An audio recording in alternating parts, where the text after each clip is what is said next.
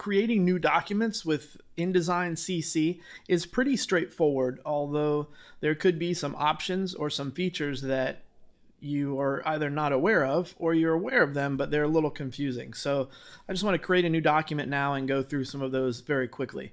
On the start screen here, you'll notice I have a shortcut to click on to create a new document, or there's a keyboard shortcut. I'm going to click on the button and I get the new document dialog box that we're pretty familiar with.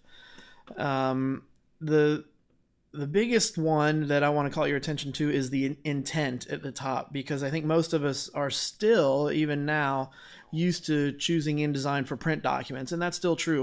We'll use InDesign for that forever and ever and ever. Although if you click that, you'll notice you've got choices for web and then also for digital publishing. So if you go with print, it's going to pre-populate these settings for print documents. So the page size is going to be in inches. They're going to be popular page sizes that you would print to, or common ones that you would print to.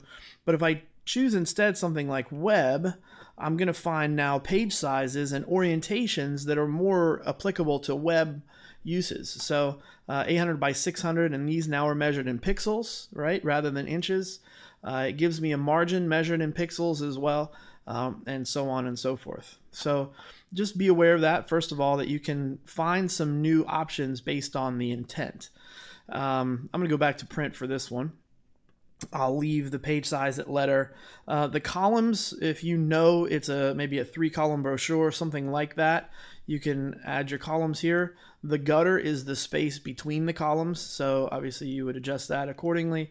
Margins are margins, those haven't changed. If you have the chain link activated and you change one of these, then all 4 measurements are going to change at the same time, all 4 margins.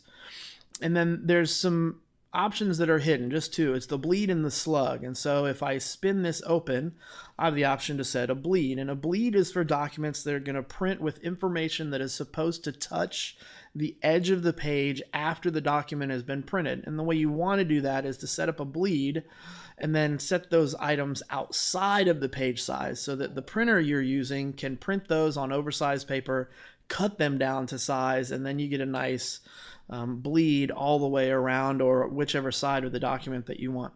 The slug I don't use as much. The slug creates a little area that you can send notes to your printer and things like that. They'll read maybe instructions, maybe contact info, but I don't use that as much. So for this one, let's just say I'll set my bleed to 1/4 inch. 0.25, and again, since my chain link is activated, it will set those all to the same. Another new feature in setting up new documents is the preview, so I can actually enable the preview and get a look at how my document is looking, and I go, oh shoot, I didn't mean for that to be portrait, I meant for it to be landscape, and so I can change things on the fly. And then the last one is you may or may not use facing pages. For a 1-page document, you obviously would not, but for doing something like a magazine or a multi-page newsletter, let's say I've got 8 pages, and I'll choose facing pages, and that way when we get beyond page 1, page 2 and 3, 4, 5, 6, 7, on and on and on, those 2 pages will sit next to each other within InDesign, so that you can, if information goes from one page to the next, you'll be able to see that easily, and it'll make laying that out a little bit easier. And I'll go back to portrait, I'll click OK, and I'll give you a look at what I'm talking about. In my pages panel, if I navigate to 2 and 3, there's page 2 and then page 3 sitting right next to it, so I can see that spread in its entirety. So that's just a quick view at creating new documents in InDesign.